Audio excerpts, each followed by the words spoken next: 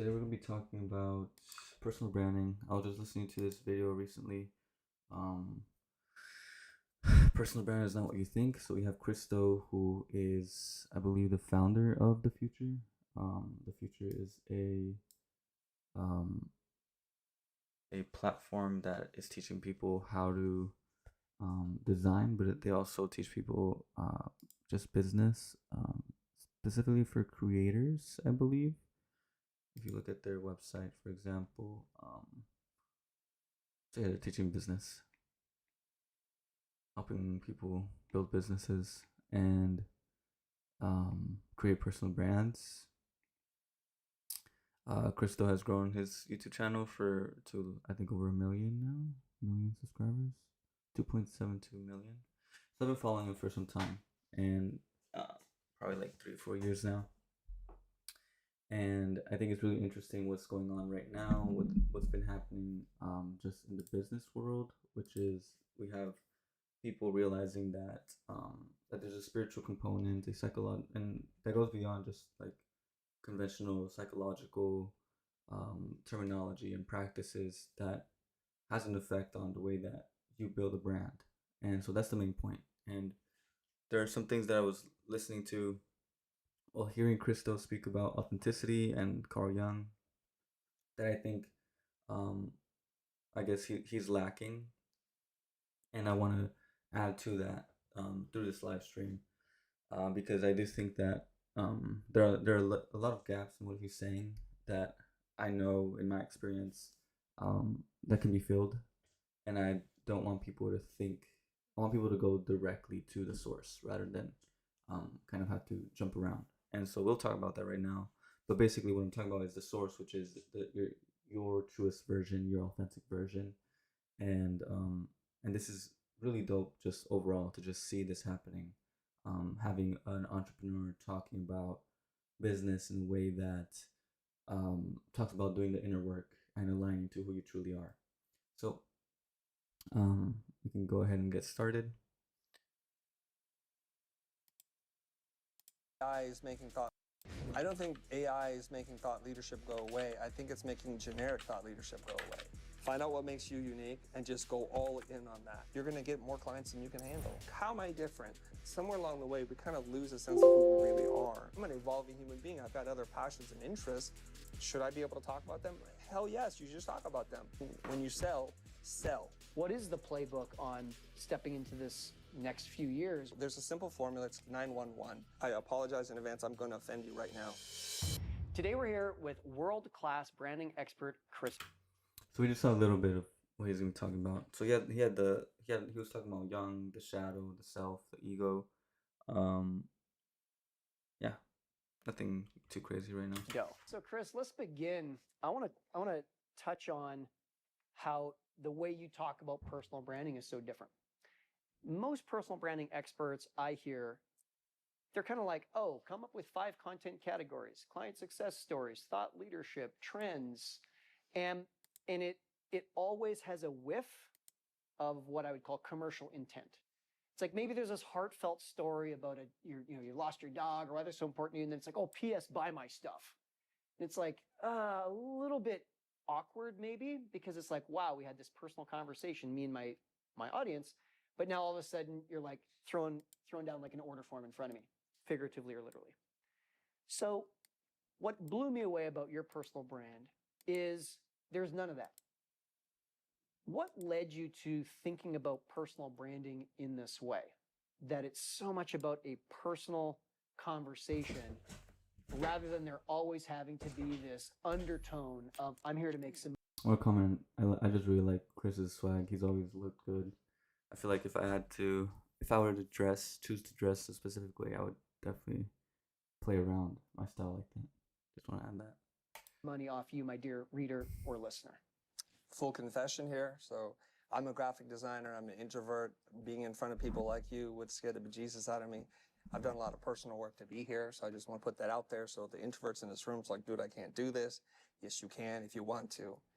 I was noticing there's a gentleman, his name is Aaron Draplin, and I was sitting, I was having a weird conversation with somebody in a theater, and we're watching other designers speak, and she asked me, like, you don't know who Aaron Draplin is? I'm like, no. And she gave me this, you're so pretentious, like you don't know other celebrity designers. And then I went home that night and checked him out, and I was watching his TED Talk that he gave in Portland, and his delivery was beautiful. He's like a really large man, trucker cap, jeans, and he just gave this presentation. I said, man, this guy is so charismatic.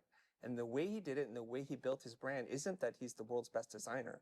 There are many people who are better designers. He's not bad, but he got there because of the way he was so transparent and authentic about how he told his story.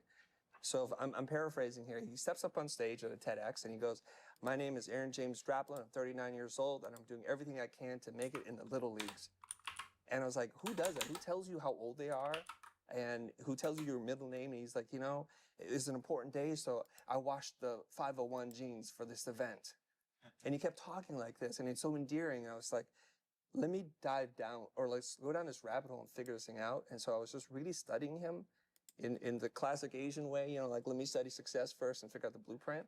And in trying to share this with other people, I started to think, why have I been hiding all this time? Why aren't I as transparent to the outside world that I am with my friends, with my staff, with my team? Why don't I do that? And so I started going this journey for about 2-ish years, and then I started. I think this is a really important point that I've seen because I work with a lot of entrepreneurs, and one of the biggest things, especially recently, seeing that realization that they had that they have to speak to people in a way that is authentic. So it's like you're moving out of this circle of just with my friends, just with my family, just with people that are close to me. Am I able to be intimate, sharing parts of myself that are very intimate to me. Um, and that for a lot of people, sometimes for me, even working with entrepreneurs, it's you can feel it right away when there's that lack of intimacy or that lack of genuineness, and for me, that's kind of like a turn off. But speaking as somebody that's worked with people, but when I'm talking about people that I seek to for advice, for example, one of the characteristics that I do look for is their ability to speak their truth, their ability to be themselves and to not put on a facade. Because when you put on the facade, for me, I can smell it right away, and I also feel like a lot of people use that as a kind of like a defense to just not take more risk and connect with the people at a very heart to heart level. So Crystal was basically explaining that moment for him where he's realizing like, oh, I I should be like this. Like, why is that not something that I've been looking to do? Right? I should be more genuine. I should be authentic. I should be myself. Um, so yeah. To figure this thing out, and here we are. That's the origin story. So I'm hearing you say the buzzword that we've all heard so many times, you got to be authentic. Is that what you're saying, or is there a flavor of that that's your version? Yeah, I think there's fake authenticity, which is out there. And so let me just kind of go to the board. Let's do it. It's early. Just start here. When we talk about authenticity, everybody says nobody's for being inauthentic, so the word has no meaning, right? And I started talking about this, and I came across a piece from Carl Jung, and he was talking about there's your shadow self, which is all the dark parts, the parts that carry shame and guilt about you. And for the doctors in the room, forgive me, this is the graphic designer version of this, okay? There's a shadow self, and there's this persona, and there's the ego that regulates who we show up as in the world. And the persona is who you are or who you show up to be in the world, to be accepted, to be liked, to be loved. And we've learned how to do this really well. We really have. And so this happens from really early age. Like when you say, oh, that person's ugly, or that person, and your parents say, don't stare, don't talk. And you start to change, you keep changing, and we don't put our feet on the table, we don't do all these things. So you start to learn all the rules, and we're socialized to become this other person, to be accepted. Now, I think to be a society, we have to have social norms that we abide by to show respect for each other. But then somewhere along the way, we kind of lose a sense of who we really are. And so I describe authenticity as the gap that exists between these 2 points. We will all show up some way. Like today, I didn't just show up in my sweatpants and my t-shirt. That's my authentic self in my hotel room. I took a shower, I brushed my teeth. So I'm showing up a little bit, but I'm trying my best to close these gaps so that the gap between the two is as small as possible. I don't. This is great. I think the way that he's describing authenticity, I would definitely describe it differently. I've made a video on authenticity, on how to be yourself through psychology. And in my experience, you can integrate the shadow. It's not going to be between the persona and the shadow. It's like what he's talking about. If you are able to transmute the shadow completely, then you are able to not, you basically remove the persona, you remove the mask. And in doing so, then you're able to channel much more of who you truly are. Um, and just for the record, like when I first heard Christo mention Carl Jung, I just got super excited just because I knew that this guy, he's an INTJ, very similar mind. At least to me, I think that this guy's very similar to me. And now he's talking about Jung. Okay, awesome. So his journey is just beginning. If he's just started talking about Jung, or he feels comfortable doing that, then that means that there's much more to come in terms of like what he's gonna bring to the business world. And I'm curious, and it excited me because I'm like, okay, I can bring this to the business world. Think it's possible to be 1000% authentically you. How do you know this? Is because when you're home in your apartment or in your wherever you are in the world, and you're eating Cheetos and your face is messy, that's the real you. But we're not all going to show up that way. Possible. Okay, so I'm gonna repeat that because I don't agree. I don't agree with what he said here. I don't think it's possible to be 1000% authentically you. How do you know this? Is because when you're home in your apartment or in your wherever you are in the world, and you're eating Cheetos and your face is messy, that's the real you. But we're not all going to show up that way. Okay, I wouldn't say that that's the real you. That's just the carnal version of you. That's like the lower self. Okay, so to be honest, like for me, when I indulge, I'm in my lower self, which is completely fine. Um, there are just parts of you that do not need to be shown to people. Like we all know that we're animals. We all know that, like deep down we have like very carnal desires, but that doesn't mean that you're gonna be presenting that to the world. Um, and at the same time, I don't think that that's the real you. I think that that's the lower version of you, which is also real, but doesn't mean that it's the real you.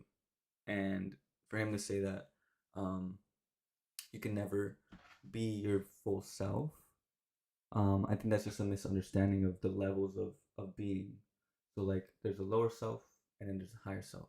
And I think that um, if you can transmute the majority of your life, funnel it into the higher self, into the soul, then you can majorly live a life where you're just being yourself.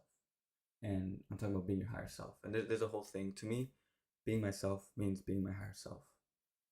If I can live as my higher self every second of the day, like great things can happen. Great things will happen. So that's just the gap there. So that's to answer your question about authenticity. So the objection might be, well, but I run a hedge fund, or I have investors, and if they see me as messy or disorganized, like, isn't that going to be bad for business because it's like I don't have my act together? Yeah, that's the risk. And I can't tell you it's not going to go away.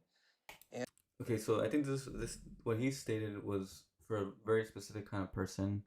I think it really just comes down, like the question will be like, what if you work in corporate, or you work with, does authenticity get in the way of professionalism? And that's a big piece of content that maybe I should go into more deeply. But I believe that authenticity can get in the way of professionalism, but it depends on how you define professionalism. For me, being professional means being able to deliver results for people. And so if if being myself allows me to serve people at a higher level, which should happen, then you would not worry about professionalism. Now, I have gone through a myriad of different experiences, worked with different kinds of people, all different kinds of people, different environments. I've been an employee, I've been the employer, I've been the collaborator, etc. And what I have seen is that if you have done the work to heal a lot of aspects of yourself, a lot of broken parts, a lot of, yeah, if you've done the work and you go out into the world and you see somebody hurting others or mistreating others or and using their power as an excuse to mistreat others, then your authenticity will definitely get in the way of your professionalism. Because um, to me, a lot of people, or I've seen that a lot of people define professionalism as like, doing business, which means like making money, which means, putting the money before morality, and um, and so yeah, there's so many things I could talk about in terms of this, but what I would just say is, if you find yourself being authentic and in your work environment, you end up having to quit, or you say something that makes people uncomfortable, you most likely will be leaving that place, right? Unless that person is committed to their inner growth, which is very rare to find. so so yeah, it can get in the way, but you have to choose whether do you want to work will you let people just like mistreat others, or will you speak your truth and ask for more, ask for better, you as an employee. Because when you have that confidence and when you have that connection to your higher self, like of course you're going to be speaking to these people, and you're not going to let in a toxic work environment to happen. So in terms of like being a hedge fund manager, the way I see it is like, like there's always also, if you feel the call to authenticity, then you take it. You're not gonna put um your lower self as a priority. Maybe you started at a job and you needed it, and that's what your lower self needed. You needed to pay the bills, or you needed to get to a place where you felt content about yourself, and now you're in a place where you want something deeper. You want to live a much more aligned life. Then that might also mean you just having to leave your job. But that doesn't mean that you can't manage doing both, or you're in a transition period. But you have to question whether the higher self has specific um, needs to being manifested within your life. And if you're in an environment that doesn't allow for it to manifest, um, then you most likely will leave. Of course, there's a priority, because if you're able to be yourself while being in an environment that is difficult, then you're already way more ahead than a lot of people. But the question whether you stay or you go, it just depends on how things manifest in your life. That is where the law of attraction comes in, and it wouldn't be as something that it could be uncomfortable, it could not be uncomfortable, but you'll be able to find the peace that you need to be able to know that you know being yourself is the way, and so you will attract the opportunities and the people that you need to continue to show that. So just wanted to share that, because I don't think Crystal answers it in a way that I would prefer for it to be answered. And the more you are, the more you're going to draw a line in the sand to say, I believe in these ideas, these are my values, this is my backstory. I'm not for everybody, and it's okay. We can accept that. And if you're with me, you're with me. And if you're not, that's okay. So if you're still up and coming, if your business is volatile, it's not stable enough, and you're afraid of doing this, it might mess it up a little bit. We can see, I know this is not going to be popular, but I think I used to love Tesla as a company. I don't love it as much as I used to, because Elon's been saying a lot of stuff. So that's the risk. But he also brings a lot of new people to that conversation. So a lot of the investors would probably say, Elon, just make great cars and fly rockets and all that stuff. We're really happy. But the more you say, the more you're going to draw people to you, and you're going to repel others. And that's the whole point. So how do you view, I mean, there's a lot of like freedom of speech. I want to be able to say myself, be myself. How do you balance that against an equally important topic that is not talked about much, which is responsibility of speech? That's a really great question. I'm not so good at answering that question, because I think in us trying to be so responsible and thoughtful and intentional, I think we start to edit ourselves a little bit too much. I would rather have all of you who are interested in this practice a little bit more of like radical candor than to be so careful. Because I think we've skewed so far on one side, like when we're reading things. and I think this is also something that I see a lot of people do, and I love. This was a great response by Chris. It's like people are too used to um, hiding themselves, and they think that it's responsible to hide themselves. It goes back to the shadow, like, you know, what is responsibility? Like, whose responsibility do you who do you point it at? Do you point it at being responsible towards yourself, or are you talking about being responsible towards others? And most of the time, it's about your fear of people taking you as being an irresponsible person because you're not considering um, others' thoughts, others' way of thinking. To me, I say, screw that. Challenge people's thinking. Say things that make people uncomfortable, because at the end of the day, my responsibility is first unto myself, into how can I bring my higher self into this world. Um, because the higher self does the work, and if you are tuned into your higher self, then you're tuned into service, and so the work that you're doing is in service to others, and so it's like an automatic, like, you deflect it because you're like, okay, if I'm bringing my higher self, which embodies love, which embodies wisdom, and I put that as a high responsibility, then I will also attract the right people. And sometimes it's gonna be uncomfortable for the people who don't resonate with it, but that's what happens. On LinkedIn, on Twitter, it's like, what is your point of view? I don't even know where you are in this piece at all. Is that what you're asking about being responsible, or is it something else? No, that's great. Okay. So yeah, what I'm hearing you say is, um, there's like, I want to be careful not to step on people's toes, and you can over-index on that, and you lose yourself in the swirl. Yes. And I'll say this, because sometimes I do put out something on Twitter or X, and I'll say something that I was inspired in a moment. I wrote it and I walked away from it. And then I turn around a couple hours later, there's all this negative feedback. Not in a million years through my lens did I ever read that thing the way some people are reading it. So I have to say, friend, I didn't see it like that. Let's have a conversation about it. And they're not really that happy to have a conversation. They just want to let you know how they feel. And I think that's okay. And I say this, right? I think we all have a track record. You read like amazing, impressive bios and resumes of everybody here. Is it that we have to prove ourselves every single day of our lives, or can we have some credit for the things we've done? So I was really kind of hurt because I thought this person was my friend. And I asked this question somewhere on Twitter, and then she just went on the attack. I'm like, oh, I thought we were friends, and I thought you knew me better than that, and you were just jumping in on that. So in my mind, I had to put her in a different category. It's like, we're not as close as I thought. You don't have my back like the way I thought. And so I kind of think, and it's a dumb thing that creatives say all the time, and it really bothers me. You're only as good as your last piece of work. No, you're not, because you're saying I must prove myself for the now until I'm in the grave. That doesn't make sense to me. So if you've shown up with genuine values, taking care of people, being honest and sincere, maybe that one thing that you put out there, in the context of this, we understand. But we kind of live in this like 2-minute cycle of news, and it's like, can we get away from that a little bit?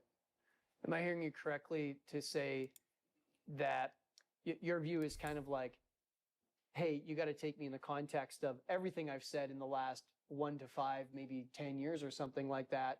And if someone gets up in your face, you're like, hey, relax. Like, that's not really who I am. Is that kind of what I'm hearing? Sort of. I would just say you don't have to take me at all. You can say whatever you want, because whatever you think and feel, it's not really my business. I just want to see how you look at the world, and that's okay. So if you're into like 2 minutes of history, I'm okay with that. And you don't have to take anything. You don't have to look at the 3,000 other things I've done. You can look at this. That's fine. I'll try to improve, but I don't want to do that at the cost of me losing myself.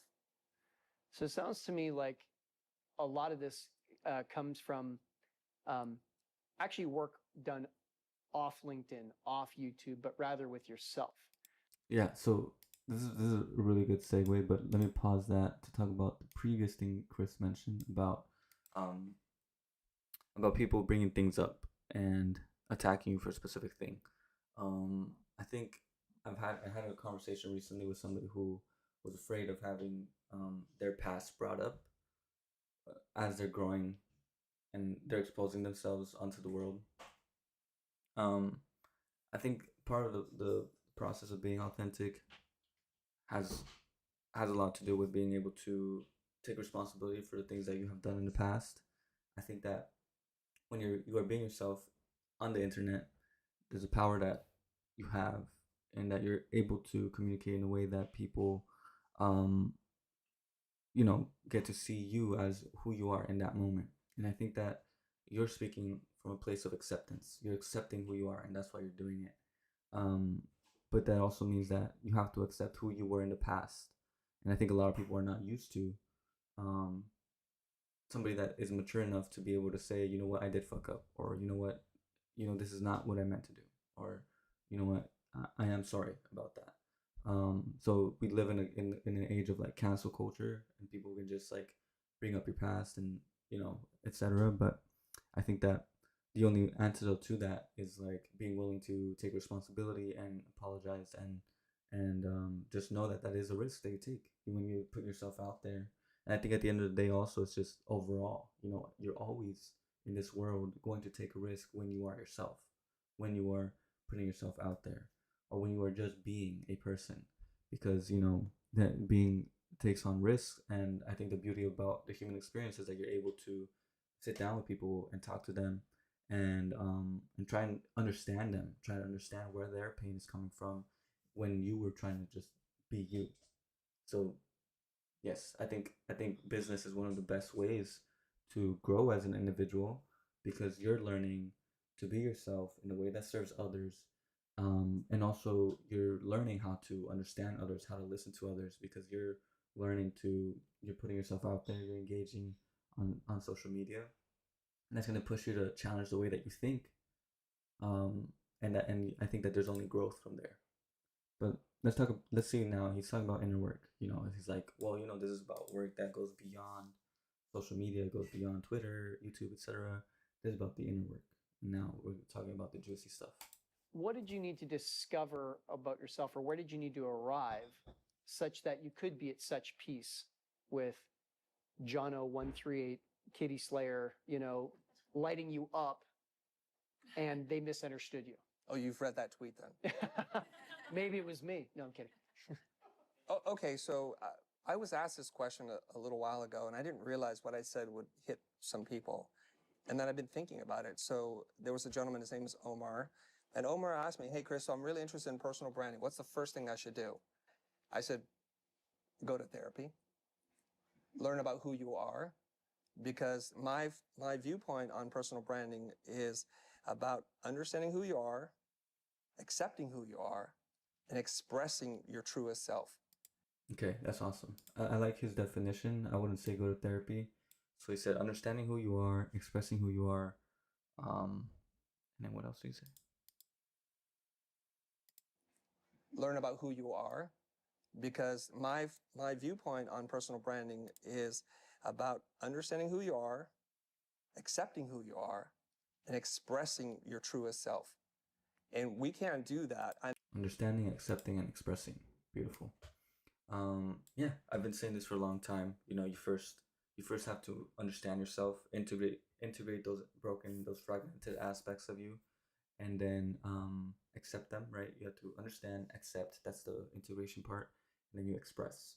And this is the beauty about shadow work, which is like, if you are a business owner who struggles with expressing themselves, then you have so much left to give. You have so much more to give, because once you transmute those lower aspects of yourself, those become your gifts that you're then able to use and serve others with.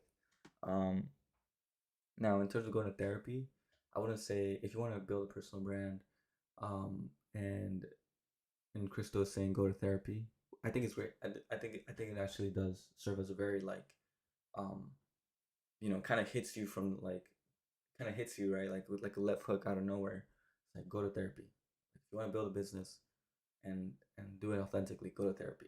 I think a lot of people would not think that, they would not associate inner work with business success. And I think that it's beautiful that we're having that. Crystal is able to bring that in, and it hits people, and because that's like, it has an effect of like, well, if I work on myself, the main message is, if I work on myself, then psychologically, then my business can grow.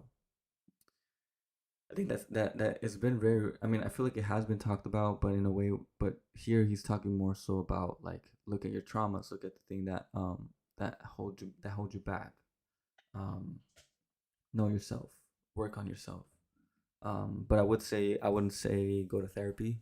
I think therapy is probably not the best for people who want to be business like entrepreneurs. I think because a lot of psychologists are not really entrepreneurs. I think they're very much on the academia side. I would say work with somebody who understands psychology and is able to help you realize the blocks that you have, realize how to integrate these broken aspects of yourself. And most of the time, that's going to be coaching.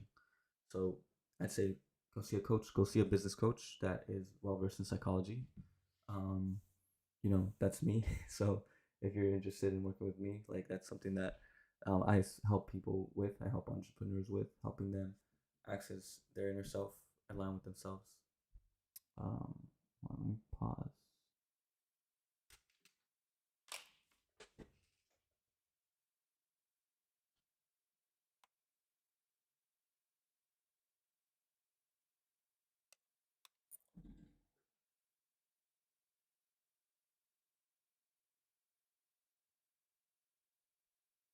Okay, I'm gonna pause the stream. My son's waking up, so I'm gonna come back to this later in the day.